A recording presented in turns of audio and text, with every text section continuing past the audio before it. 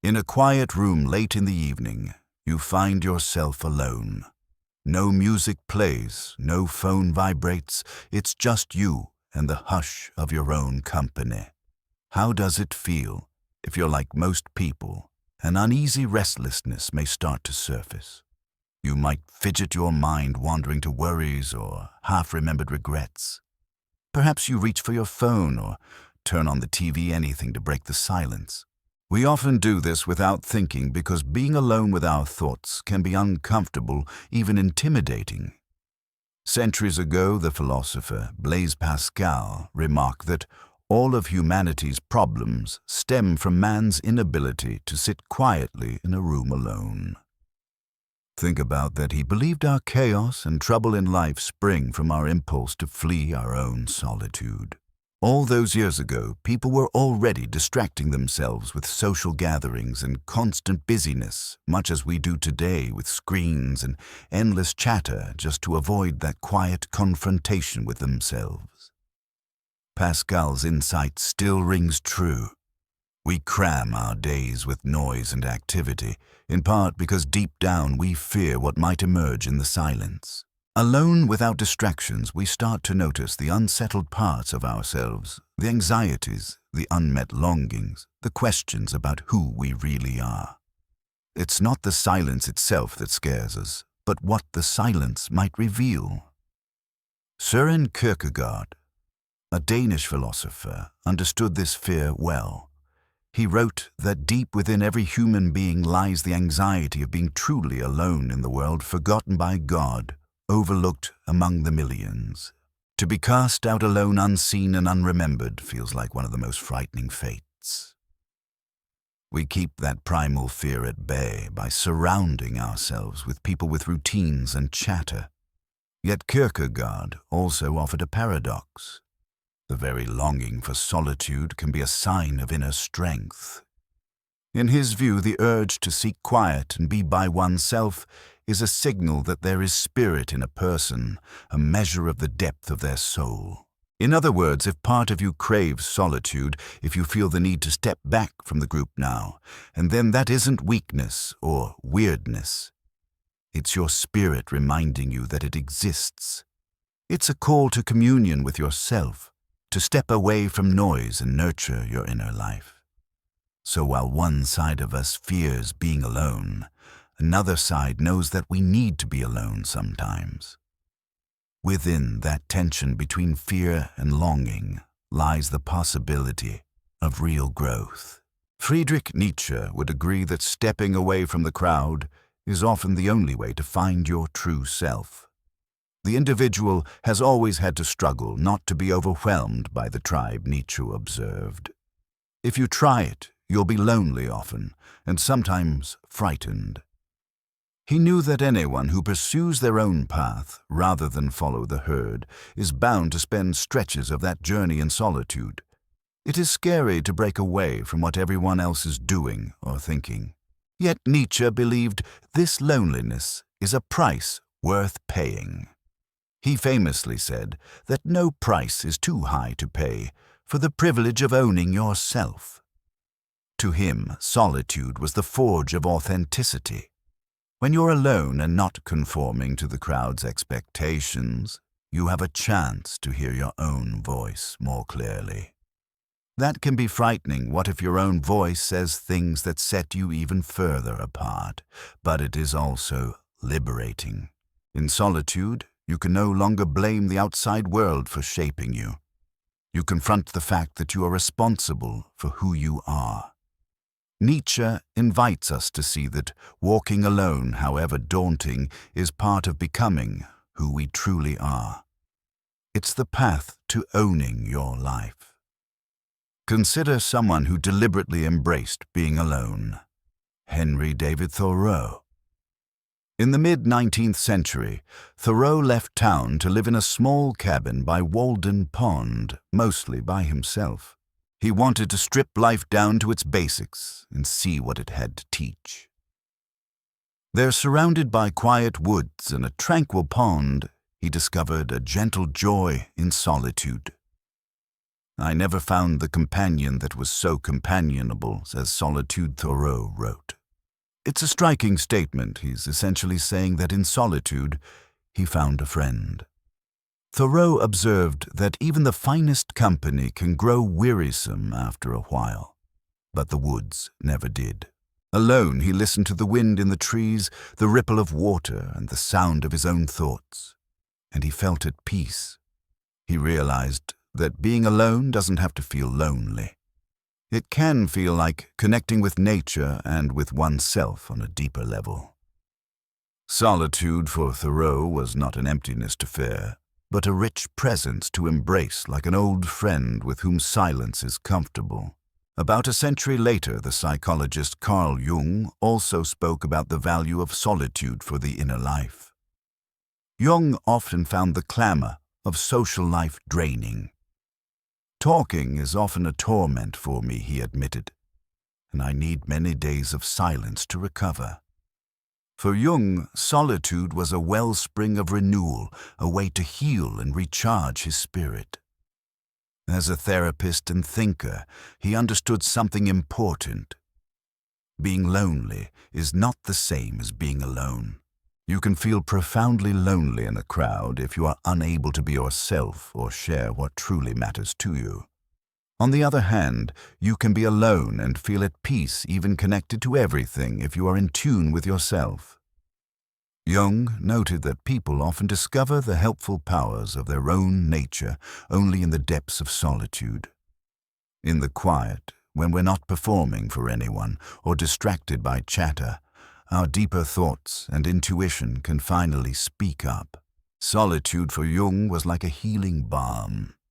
It gave him the space to confront his own mind, his dreams, his fears, his secrets, without outside interference. In that sacred quiet, he found guidance within that no conversation could provide. To Jung, the silence wasn't empty. It was alive with insight for those patient enough to listen. Even in the most extreme circumstances, solitude can be a source of strength and meaning. Viktor Frankl, an Austrian psychiatrist, learned this in the harshest way imaginable. During World War II, Frankl was imprisoned in the Auschwitz concentration camp, surrounded by death and despair. In one sense, he was not physically alone. Crowds of other prisoners shivered and toiled alongside him, but each person there was isolated in their own suffering. Frankl lost his family, his friends, everything that had once anchored him. He was alone with pain and uncertainty. And yet, in that desolation, Frankl discovered something remarkable. He described an intensification of inner life that helped him survive when nothing else was left. With no freedom in the outer world, he turned to the freedom within. He would close his eyes amid the horrors of the camp and imagine his wife's face, hear her voice, and have silent conversations with her in his mind. One freezing dawn, as he marched wearily to a work site, he conjured her image so vividly that he felt love warm him from the inside. In that moment, he realized that even in a place where every liberty was stripped away, he still had the freedom to choose his response.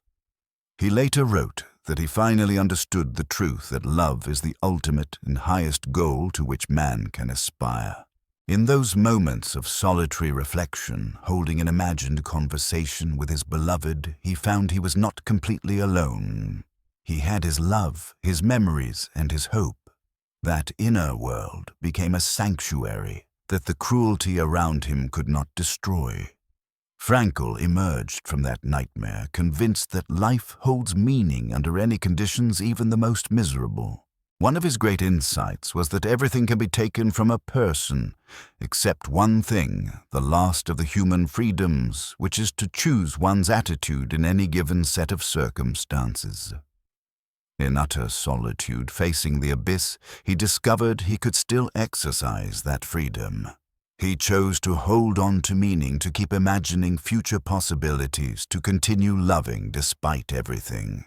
His example shows that solitude, even when it's forced and full of suffering, can reveal our inner strength.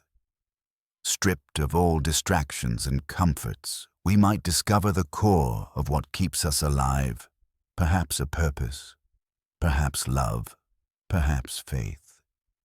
In that way, solitude can become a teacher like no other, even though its lessons may be harsh and steeped in pain. In our far more ordinary lives, we won't face trials as extreme as Frankel's. But the principle remains. Solitude can be profoundly transformative if we embrace it. In the modern era, Jordan Peterson often emphasizes the importance of voluntary solitude in personal growth.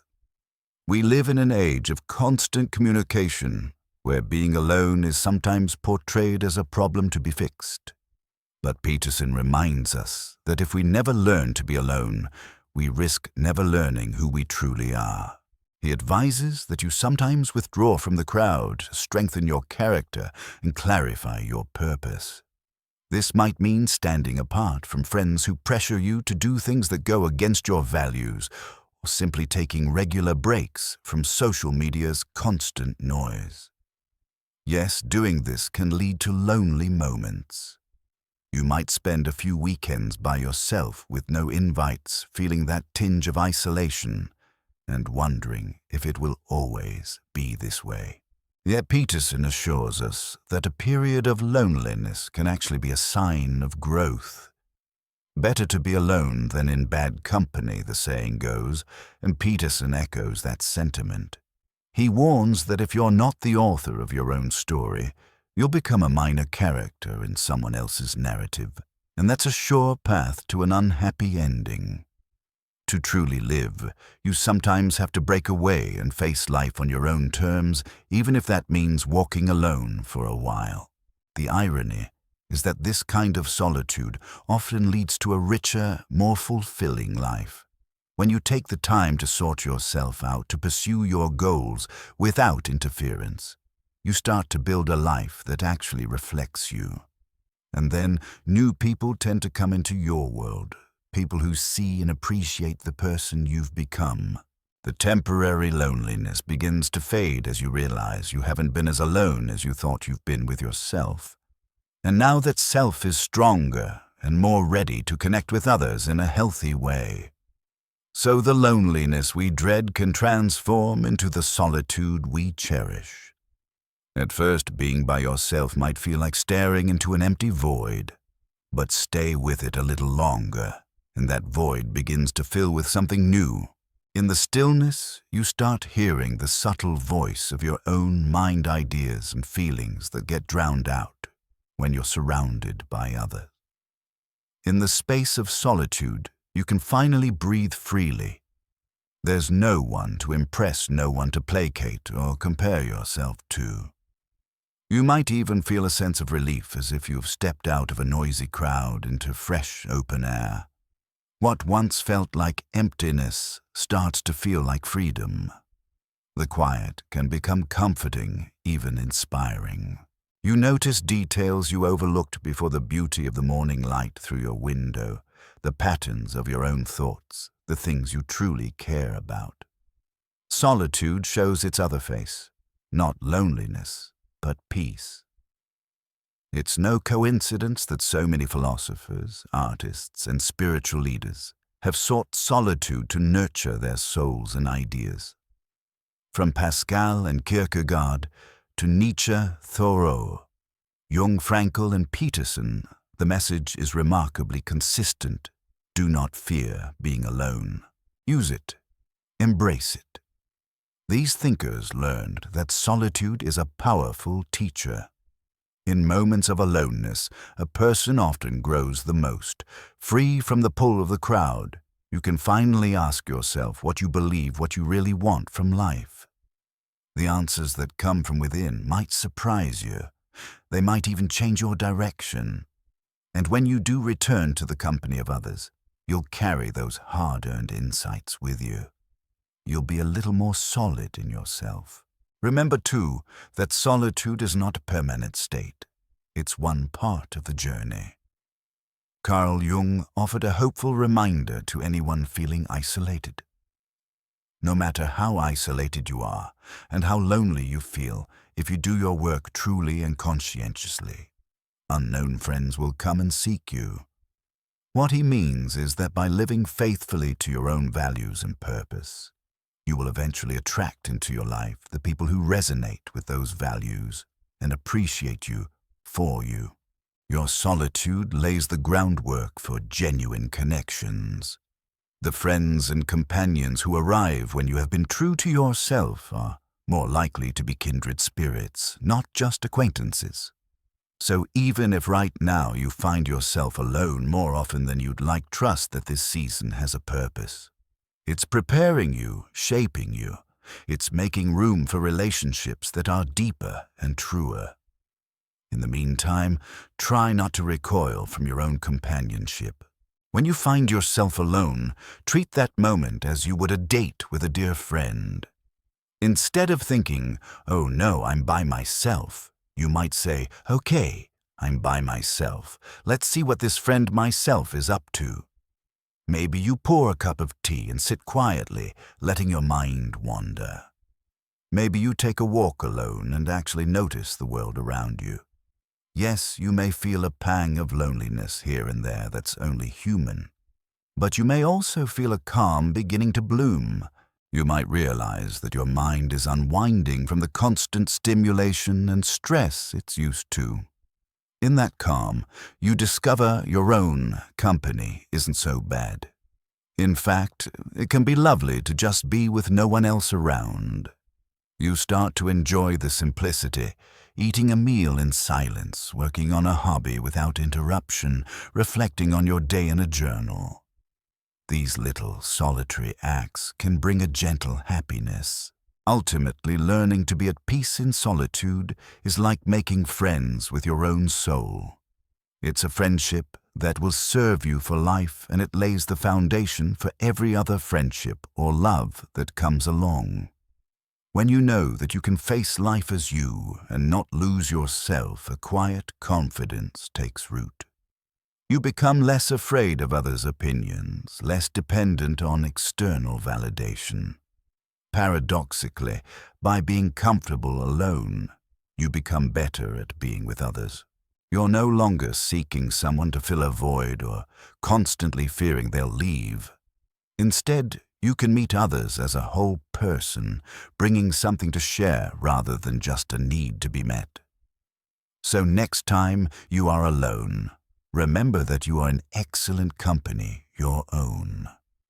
In the quiet of solitude, you have the opportunity to meet yourself more deeply and sincerely. All the thinkers we've discussed would nod in agreement that this meeting, this encounter with your inner self, is one of the most important you can have. It might start off a bit uncomfortable or awkward, as if you're getting to know a stranger. But if you stick with it, you may find it becomes as comforting as sitting with an old friend. In embracing solitude, you're really embracing your own heart and mind. And that can make all the difference. It can turn loneliness into profound aloneness, into a contentment that no one else can give you, and no one can take away.